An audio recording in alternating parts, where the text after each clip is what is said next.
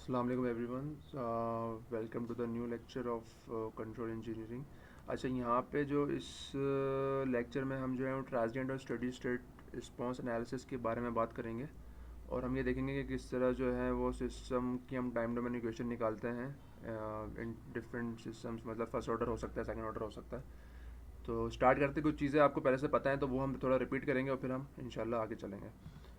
तो पहले तो ये चीज़ें आपको पता है कि जो time response of a control system consist of two parts, the transient response and the steady state response. ये चीज़ें आप वेबसाइट में पढ़ के आ चुके हैं कि जो कोई भी जो कंप्लीट टाइम रिस्पॉन्स होता है it's a combination of transient response and steady state. अच्छा, इन दोनों में फ़र्क क्या है? Steady state exists a long time following any input signal initiation or which does not decay to zero at t goes to infinity। तो steady state या तो system में हमेशा रहेगा, कुछ ना कुछ चलता रहेगा। वो फॉर एग्जांपल अगर किसी सिस्टम में डैम्पिंग नहीं है तो इसका मतलब वो कंटिन्यूसली ऑक्सीलेट करता रहेगा। तो एक तो ये तरीका हो सकता है कि वो आफ्टर टाइम जो है वो काफ़ी बढ़ चुका हो, उसके बावजूद वो सिस्टम, वो जो आपके पास सिग्नल है वो सिस्टम में रहेगा।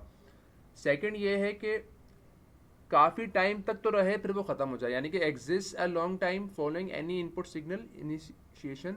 यानी कि वो जब आपने इनपुट दिया है उसके बाद वो काफ़ी टाइम के बाद अगर आप सिग्नल को चेक करोगे तो वो उसके बाद ऐसा हो सकता है कि ख़त्म हो जाए, ज़ीरो हो जाए, लेकिन वो रहेगा। मतलब वो कहीं ना कहीं आपके पास मौजूद सिस्टम के अंदर रहेगा।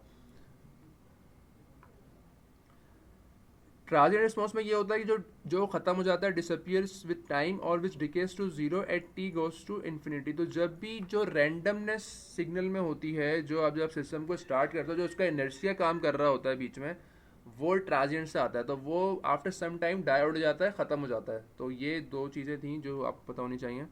तो आप इसको देखने के लिए आप सिस्टम मुख्तलिफ देख सकते हैं। अब यहाँ पे आप देखना चाहो तो ये आपका ट्रांजिएंट रिस्पॉन्स, जिसमें आपके पास पीक्स जो हैं वो चेंज हो रही हैं। देख रहे हैं पहली पहली पीक पे सेकंड पीक में डिफरेंस आ रहा है, तो ये ट्रांजिएंट है जिसमें चेंजिंग आ रही है सिस्टम में, डायनामिक्स के थ्रू चेंज आ रही है। उसके बाद जो आपके पास पीक्स हैं वो रिलेटिवली जो है वो कांस्टेंट हो गई हैं। तो वो आप इसका मतलब ये है कि सिस्टम अब स्टेडी स्टेट में चला गया है। अब सिस्टम जो है अपनी जो असल हालत है उस पर ही वो मूव कर रहा है। सिमिलरली ज़रूरी नहीं कि स्टेडी स्टेट हमेशा आपका आपके पास ऑसिलेशन ही है, जैसे यहाँ पे गिवन है वो ज़ीरो भी हो सकती हैं। तो ठीक है, तो वो आप पे डिपेंड करता है कि ये देखें पूरी जो सिग्नल है वो नीचे गिरती गई उसकी पीक, और फिर यहाँ पे आके सिग्नल ख़त्म हो गया। तो ये क्या है, ये मे बी इम्पल्स रिस्पॉन्स है। ये कि इम्पल्स में क्या करते हो, आप छोड़ देते हो उसको हिट करके, तो वो ऑब्वियसली ज़ीरो की तरफ जाएगा जो उसका आउटपुट होगा आफ्टर सम टाइम। यहाँ पे कुछ और जो है उसकी एग्जांपल्स गिवन है। तो ये अब यहाँ पे बहुत ही रैंडम बिहेवियर है, तो ये भी ट्रांजिट के लाएगा। आपके पास वाइट नॉइज़ है, मुख्तलिफ फ्रीक्वेंसीज हैं यहाँ पे, और फिर वो आफ्टर सम टाइम जो है कन्वर्ट हो गया इनटू स्टेडी स्टेट, क्योंकि जो तमाम रैंडमनेस थी सिस्टम के अंदर वो ख़त्म हो चुकी है आपके पास। और फिर यहाँ पे एक और एग्जांपल है। अच्छा, अब हम यहाँ पे कंट्रोल्स की तरफ जाएंगे। तो कंट्रोल्स में हम मुख्तलिफ स्टेबिलिटी की बात करते हैं कि सिस्टम कितना स्टेबल है, या उसको नाम देते हैं मुख्तलिफ ना, तो वो पढ़ लेते हैं एक बार। तो पहला जो होता है वो आपका होता है एसिम्प्टोटिकली स्टेबल। इसका मतलब क्या है? An equilibrium point is said to be asymptotically stable if for some initial value close to equilibrium point the solution will converge to the equilibrium point. तो इसका मतलब ये कि अगर कोई भी सिस्टम इक्विलिब्रियम पॉइंट है उससे बहुत करीब आपने उसको इनिशिएट किया है, उसको हिट किया है, उसको जो है इनपुट दिया है, तो वो वापस after some time will converge to the equilibrium point. तो हमेशा वो इक्विलिब्रियम पॉइंट की तरफ जाएगा। तो इसका जो भी सिस्टम ऐसे बिहेव करेगा उसको कहेंगे हम एसिम्प्टोटिकली stable. Second is simple stable. An equilibrium point is said to be stable if for some initial value close to the equilibrium point the solution will eventually stay close to the equilibrium point। अच्छा, इसमें क्या हो रहा है, दोनों में फ़र्क क्या है? जब स्टेबल आपका सिस्टम है तो ज़रूरी नहीं है कि वो कन्वर्ज हो, वो कन्वर्ज नहीं हो रहा है। जो सोल्यूशन है आपका वो क्लोज रहेगा इक्विलिब्रियम पॉइंट से। तो आप ये कह सकते हैं कि वो स्टेबल है भाई, वो बाउंड तो बढ़ तो नहीं रहा है वो, ठीक है। तो उसकी जो एम्पलीट्यूड है वो बढ़ नहीं रहा है, वो एक सर्टेन रेंज के अंदर इक्विलिब्रियम पॉइंट के करीब ही है, तो वो स्टेबल सिस्टम कहलाता है या पॉइंट कहलाता है। Third is if it is unstable if the output diverges without bound from its equilibrium state when the system is subjected to an initial condition। तो इसमें क्या हुआ है कि आपने हिट किया सिस्टम को, अब वो जो है वो अनस्टेबल होना शुरू हो गई कि उसका आउटपुट जो है वो बिल्कुल जो है अनबाउंडेड बढ़ रहा है, उसमें कोई कंट्रोल नहीं है आपका, तो वो सिस्टम आपका कहलाएगा कि वो अनस्टेबल सिस्टम है। उसमें आप उसका आउटपुट कंट्रोल नहीं कर पा रहे हैं, उसका एम्पलीट्यूड मजीद बढ़ता चला जा रहा है। Fourth one, an linear time invariant control system is critically stable, marginal stable if oscillations और output signal continue forever. अगर आपको याद हो ये कब होता है, जब आपकी जो ऑसिलेशंस है वो कंटिन्यू रहे, जब आपके पास सिस्टम में डैम्पिंग नहीं होती है। तो आप ऑब्वियसली डैम्पिंग नहीं है तो एनर्जी कोई लॉस नहीं हो रही है, तो जो सिस्टम है वो आपका कंटिन्यूसली जो है वो मूव करता रहेगा, तो उसको हम कहते हैं क्रिटिकली स्टेबल या मार्जिनल स्टेबल। इसका मकसद क्यों कहते हैं, क्योंकि अगर हम उसके रूट्स को ज़रा सा डिस्टर्ब करेंगे तो वो जो है अनस्टेबल हो सकता है, वो मैं बताता हूँ अभी आपको आगे। अच्छा, systems which are stable under a certain range of gain but unstable otherwise are called conditional stable system. तो ऑब्वियसली जो जो गेन होता है आपका, जो आपका जी की वैल्यू होती है वो बड़ी डिपेंड करती है, उसको आप चेंज करेंगे तो आपके जो रूट्स हैं वो चेंज होते हैं, जो आपके सिस्टम के रूट्स हैं, जो पोल्स कहते थे हम, वो चेंज होंगे, तो उसकी वजह से आपकी सिस्टम की स्टेबिलिटी ऑब्वियसली चेंज होगी। तो इसमें क्या है कि किसी खास गेन की वैल्यू के ऊपर हो सकता है सिस्टम स्टेबल हो, और किसी खास गेन की वैल्यू पर सिस्टम अनस्टेबल हो। तो उसका मतलब ये कंडीशन दी हुई है आपने कि भाई इस कंडीशन पे अगर रहोगे, अगर जी की वैल्यू 5 से कम होगी तो सिस्टम स्टेबल रहेगा, अगर जी की वैल्यू 5 से ज़्यादा है तो सिस्टम अनस्टेबल है। तो ये कहलाते हैं सिस्टम कंडीशनल स्टेबल सिस्टम। जिसको समझाने के लिए यहाँ उन्होंने जो ना उसको फिगर से भी दिखाया हुआ है कि जो एसिम्प्टोटिकली आप उसको अगर मूव करेंगे तो वो वापस उसी पॉइंट पे आएगा। मार्जिनली का मतलब ये है कि वो किसी ख़ास पॉइंट पे जो है वो अनस्टेबल हो सकता है, और वरना वो अनस्टेबल भी हो सकता है और अनस्टेबल भी हो सकता है। और यहाँ पे अनस्टेबल को ऑब्वियसली आप उसको डिस्टर्ब करेंगे तो वो एकदम से जो है वो अनबाउंडेड मूव करेगा। सिर्फ ऐसी फिगर्स बताई हुई है उसको समझाने के लिए। तो अच्छा, यहाँ पे अब जो एस डोमेन है, क्योंकि हम एस डोमेन में बात कर रहे हैं, तो एस डोमेन की एक फिगर गिवन है जो कि ये बता रही है कि कहाँ पे रूट्स होंगे तो सिस्टम किस तरह बिहेव करेगा। तो ये आप सबको पता है कि एस के जो रूट्स होते हैं उसमें दो पार्ट्स होते हैं, एक रियल पार्ट और एक इमेजरी पार्ट। तो रियल पार्ट हमेशा आपका ये बताता है कि सिस्टम जो है उसका जो बिहेवियर है वो डाउनवर्ड ट्रेंड पे जा रहा है या अपवर्ड ट्रेंड पे जा रहा है, यानी कि उसका एम्पलीट्यूड कम होगा या बढ़ेगा। और जो आपका इमेजरी पार्ट होता है वो ये बताता है कि सिस्टम में ऑसिलेशंस होंगी या नहीं होंगी। तो एग्जैक्टली यहीं पर ये चीज़ है। तो जब भी आपके रूट्स, जो आपका जो रियल पार्ट है वो राइट हैंड साइड पे होगा तो सिस्टम आपका अनस्टेबल रहेगा, और जब भी आपके रूट्स का जो रियल पार्ट है वो जो लेफ्ट हैंड साइड पे होगा तो सिस्टम आपका स्टेबल रहेगा। ठीक है, इसको हम आगे जाके भी और डीप थोड़ा देख लेंगे, क्योंकि कंट्रोल्स में भी करा था हमने, सॉरी वाइब्रेशन में भी हमने किया था, तो हम इसको थोड़ा और डीप भी देख लेंगे। अच्छा, एक बात का ख्याल रखना है यहाँ पे, हम देखें आप पोल्स की बात हो रही है, यहाँ पे जगह जगह पोल्स की बात होगी। तो जो भी आपका ट्रांसफर फंक्शन गिवन होता है उसका जो न्यूमरेटर होता है उसके जो भी रूट्स होते हैं उसको जीरोस कहते हैं। तो ये जो इस सिस्टम में 1 होगा वो आपका ज़ीरो है, इसका जो रूट बनेगा, सॉरी -1 बनेगा। और जो आपका डिनोमिनेटर है उसके रूट्स जो होते हैं वो पोल्स कहलाते हैं। तो जो पोल्स होते हैं they are very important. Why? क्योंकि अगर जहाँ पे भी पोल्स, जहाँ भी ये टर्म ज़ीरो हो जाएगी, जहाँ इसके रूट्स होंगे, तो सिस्टम का जो बिहेवियर होगा इनफाइनाइट चला जाएगा। तो C S will become infinite जहाँ पे भी s+2 के रूट्स एग्जिस्ट कर रहे होंगे उस पॉइंट के ऊपर। ठीक है, तो ये है कि आपने याद रखना है जीरोस और पोल्स में क्या फ़र्क है, क्योंकि आगे इस्तेमाल होगा ये। अच्छा, अब हम आते हैं अपने एक चीज़ के ऊपर कि फर्स्ट ऑर्डर सिस्टम। तो फर्स्ट ऑर्डर सिस्टम जो है उसको थोड़ा देख लेते हैं कि क्या है वो। The dynamics of many systems of interest to engineers may be represented by a simple model containing one independent energy storage element. For example, the braking of an automobile, the cooling of a cup of coffee may be approximated by a first order differential equation. तो यहाँ पे देखिए system देखिए जो किस तरह का system है, यानी कि जहाँ पे कोई हीट ट्रांसफ़र हो रही है, जहाँ पे कोई एनर्जी जो है आप जो है लूज़ कर रहे हैं, एनर्जी आप डिसिपेट करवा रहे हैं या स्टोर करवा रहे हैं, तो उस सिस्टम में आप फर्स्ट ऑर्डर सिस्टम के थ्रू उस सिस्टम को एक्सप्लेन कर सकते हैं। ठीक है, तो वो जो फर्स्ट ऑर्डर सिस्टम कहलाता है उसमें ये है कि सिर्फ जो सिंपल एस की टर्म होगी एक, ठीक है ना, there will be no S square, कुछ भी नहीं होगा। तो ये अगर मैं इस सिस्टम की बात करूँ तो this is a typical first order system जिसमें 1/T और एस आ रहा है।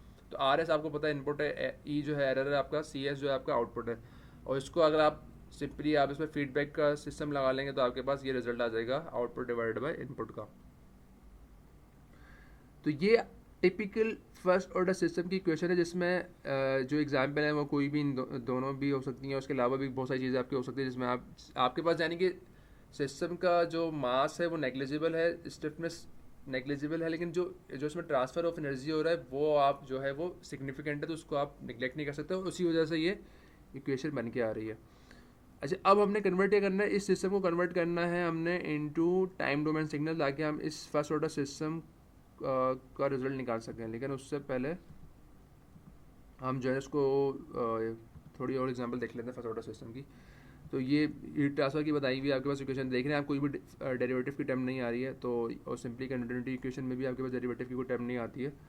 तो ये दोनों फर्स्ट ऑर्डर सिस्टम की एग्जांपल है। अच्छा, ये जो सिस्टम है, अब यहाँ पे एक मास है आपके पास जो है, और डैम्पर है, सिर्फ मास और डैम्पर, और आपके पास फोर्स लग रही है। तो अगर मैं इसकी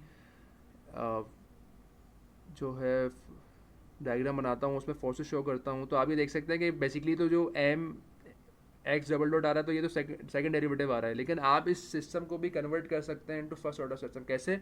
अगर आप इस इक्वेशन को, अगर आप सिस्टम का ट्रांसफर फंक्शन निकालना चाह रहे हैं, तो आप या तो एक्स को आउटपुट ले सकते हैं या आप वेलोसिटी को भी आउटपुट ले सकते हैं। तो अगर आप एक्स को आउटपुट लेंगे तो ये सिस्टम जो है ये फर्स्ट ऑर्डर सिस्टम नहीं कहलाएगा।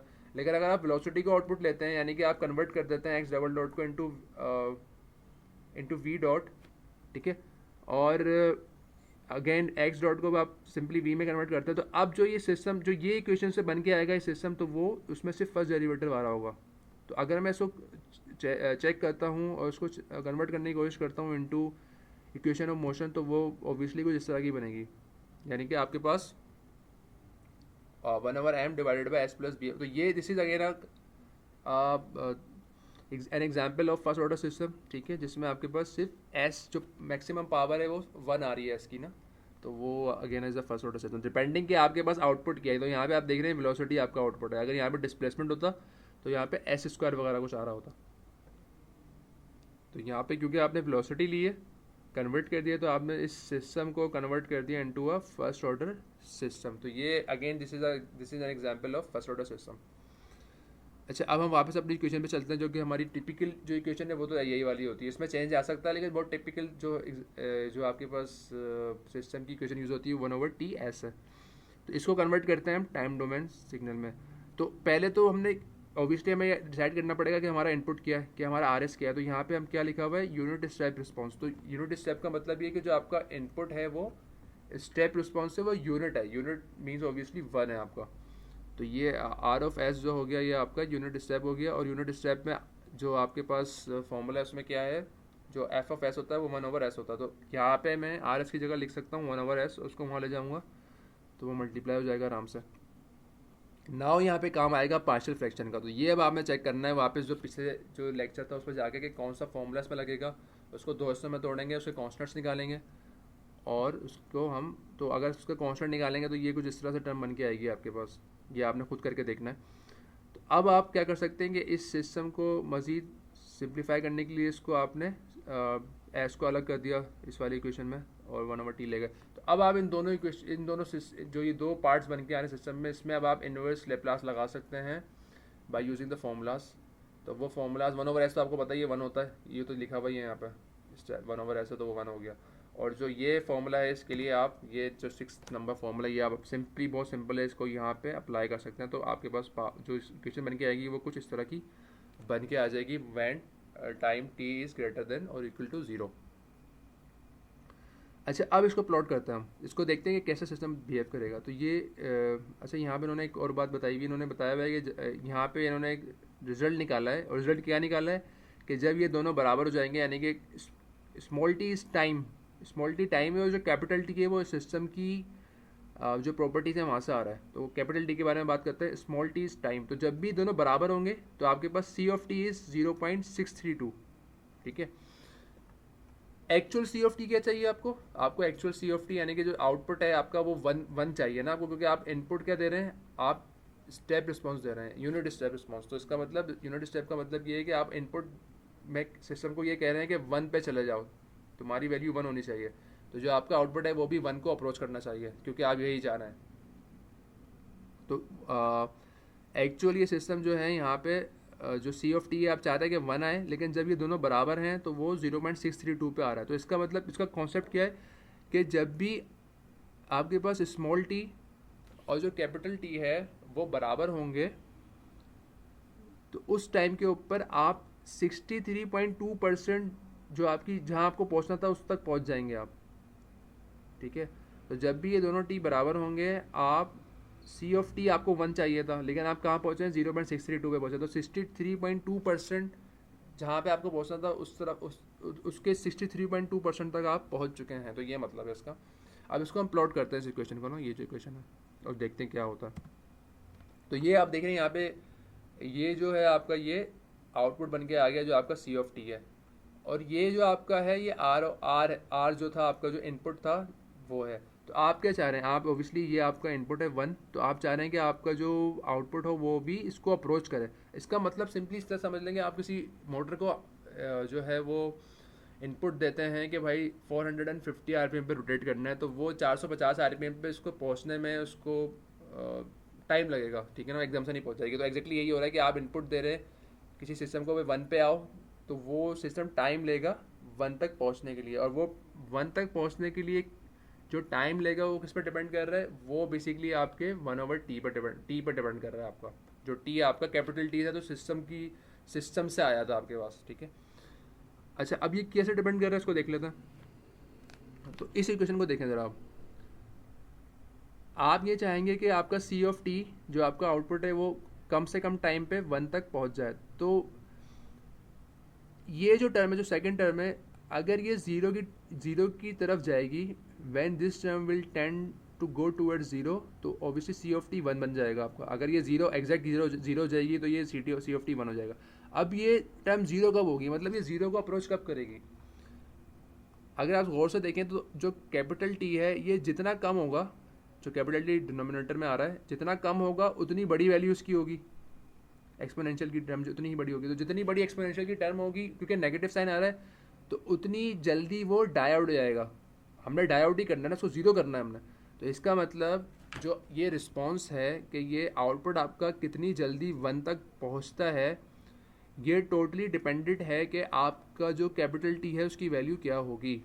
तो इसको हम यहाँ पे कहते हैं टाइम कांस्टेंट। जो कैपिटल टी की टर्म है उसको हम यहाँ पे कहते हैं कि ये टाइम कांस्टेंट है। तो इसका मतलब ये हुआ कि जितना कैपिटल टी कम होगा उतनी जल्दी आपका रिस्पॉन्स जो है वो 1 तक पहुँच जाएगा, और जितना कैपिटल टी बड़ा होगा उतना स्लो सिस्टम आपका रिस्पॉन्ड करेगा, ठीक है। The smaller the time constant T the faster the system response, simple. अच्छा, अब यहाँ पे एक और चीज़ देख सकते हैं, यहाँ पे ये जो आपका एक्स एक्सिस है उसमें टाइम गिवन है, और यहाँ पे हमने टाइम को रिप्रेजेंट किया हुआ है मुख्तलिफ टाइम कांस्टेंट की टर्म्स में, यानी कि यहाँ पे जितना टाइम गुजरा है वो टाइम कांस्टेंट के बराबर है, यहाँ पे जितना टाइम गुजरा है वो 2 टाइम्स टाइम कांस्टेंट के बराबर है, एंड सो ऑन। तो आप ये देख सकते हैं कि जब आप 4 टाइम्स पहुँच चुके हैं टाइम कांस्टेंट के, तो आप 98.2% करीब पहुँच चुके हैं अपने 1 की वैल्यू से। जब आप 4 टाइम्स जो हैं वो टाइम कांस्टेंट तक पहुंच चुके हैं, तो आप 98.2% अपने जो आपकी रिक्वायरमेंट थी 1 उस तक पहुंच चुके हैं आप। तो इसका मतलब क्या है, इसको लिख लेने के लिए, when time is 4 times capital T, the response remains with in 2% of the final value. 2% के अंदर ही है ना, 98.2 है, तो इसका मतलब ये बहुत करीब है अपनी वैल्यू से। तो इसका मतलब ये हुआ कि अगर आपने ये टाइम कम करना है कि सिस्टम जो है वो कम से कम टाइम के अंदर अपने 2% वैल्यू के अंदर आ जाए, तो ओबियसली आपने 4t को कम करना है, ठीक है। तो आप जो अगर 4t को कम करेंगे, यानी कि अपना टाइम कॉन्स्टेंट कम करेंगे, तो आपका ये जो टाइम है जो इसको लग रहा है 98.2% तक पहुंचने में, तो वो कम हो जाएगा।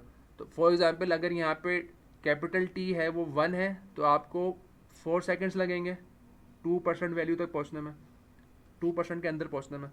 और अगर कैपिटल टी जो है वो आपका 2 है तो 8 सेकेंड्स लगेंगे। तो इसका मतलब टोटली डिपेंडेंट है आपके कैपिटल टी के ऊपर कि कितना फास्ट रिस्पॉन्स है आपके सिस्टम का, ठीक है। वो एग्जैक्टली इस इक्वेशन से भी जाहिर है। तो ये कांस्टेंट जो आपका टाइम कांस्टेंट है उसकी ये कॉन्सेप्ट है कि वो कम से कम आप रखेंगे तो सिस्टम उतना ही फास्ट रिस्पॉन्ड करेगा।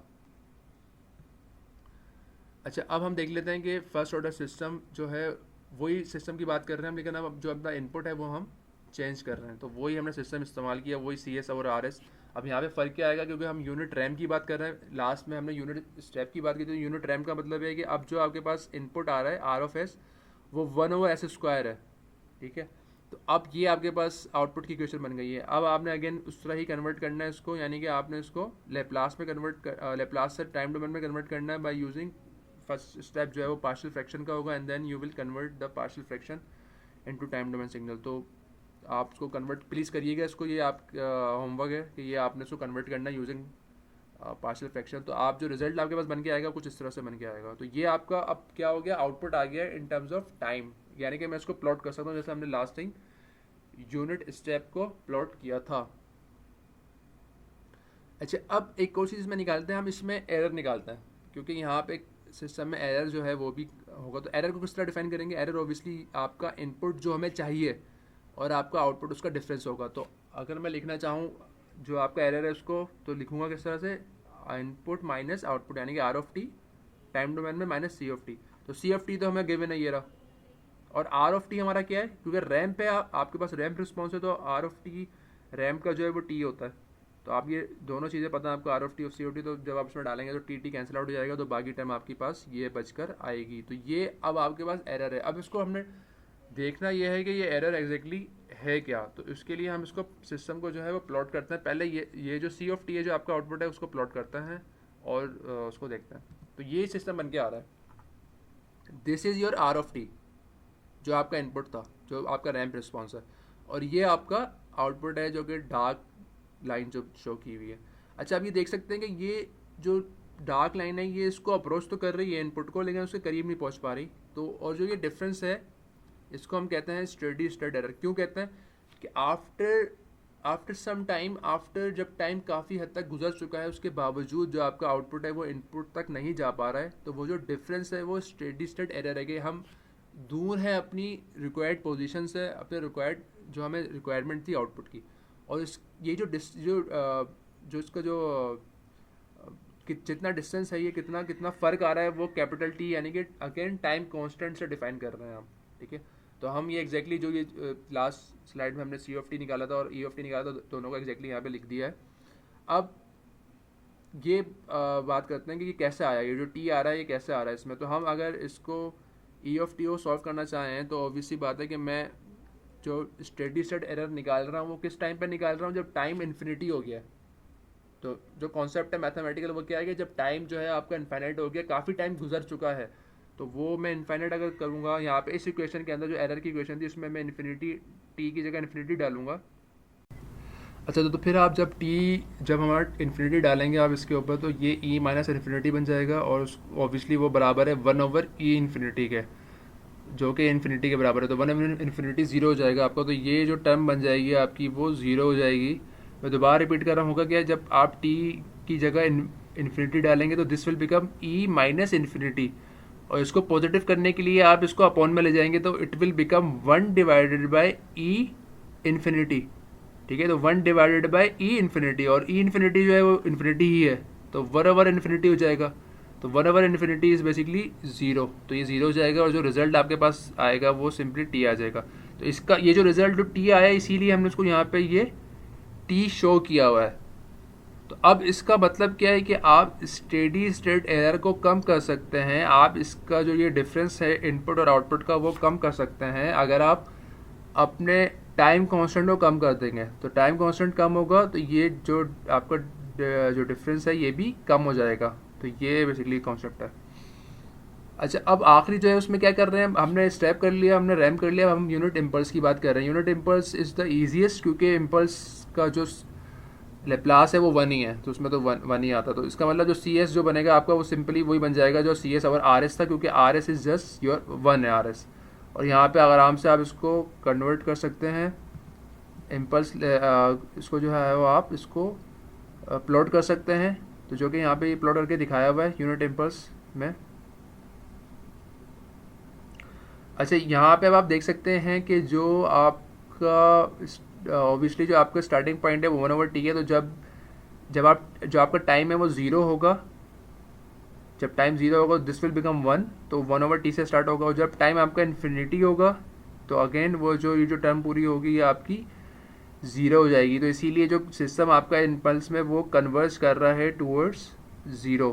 ठीक है, तो 1/t से स्टार्ट हो रहा है वो, और वो 0 की तरफ जा रहा है, और ऑब्वियसली बात है। अच्छा, अब अगर हम यहाँ पे अपना टाइम कांस्टेंट बढ़ाते हैं अगेन दिस, अगर हम टाइम कांस्टेंट कम करते हैं, जब कम करेंगे तो this term will become large, तो ये टर्म बहुत बड़ी हो जाएगी, यानी कि एक्सपोनेंशियल के ऊपर माइनस के साथ जो है बहुत बड़ी टर्म आएगी। तो उसका मतलब क्या होगा कि आपको जो सिग्नल है वो बहुत जल्दी जो है वो ज़ीरो की तरफ जाएगा। तो जितना छोटा जो है, जितनी छोटी वैल्यू होगी आपकी टाइम कांस्टेंट की, उतनी जल्दी ये सिग्नल आपका ज़ीरो को अप्रोच करेगा। लेकिन उसका एक ड्रॉबैक ये है कि जितनी स्मॉल वैल्यू टी की होगी उतनी ही बड़ी आपकी ये वैल्यू होगी। तो जितना आप टी कम करेंगे तो ये आपकी जो एम्पलीट्यूड जो स्टार्टिंग पॉइंट है वो बढ़ेगा, लेकिन उतनी जल्दी ही आपका सिस्टम भी जो डाइवर्ट हो जाएगा टूवर्ड ज़ीरो। तो ये एक पॉजिटिव चीज़ भी है और एक हल्की सी नेगेटिव चीज़ भी है कि आपका एम्पलीट्यूड ज़्यादा होगा स्टार्टिंग पॉइंट पर। तो ये कॉन्सेप्ट था आपका इम्पल्स रिस्पॉन्स का। तो यानी कि आपने स्टेप रिस्पॉन्स, रैम्प रिस्पॉन्स और इम्पल्स रिस्पॉन्स देखे यहाँ पे। और अब हम जो है उसके बाद हम सेकेंड ऑर्डर सिस्टम की तरफ जाएंगे। तो उसका जो स्टार्टिंग पॉइंट है वो इंशाल्लाह हम नेक्स्ट वीडियो में स्टार्ट करेंगे इसको, कि जो सेकंड ऑर्डर सिस्टम है उसको हम किस तरह यूज़ करते हैं अपने सिस्टम। कुछ चीज़ें आपको उसमें से काफ़ी पता होंगी, लेकिन उसको हमने रिवाइज़ करना है ऑब्वियसली। तो यहाँ पे इस वीडियो लेक्चर को एंड करते हैं। टेक केयर, अल्लाह हाफिज़।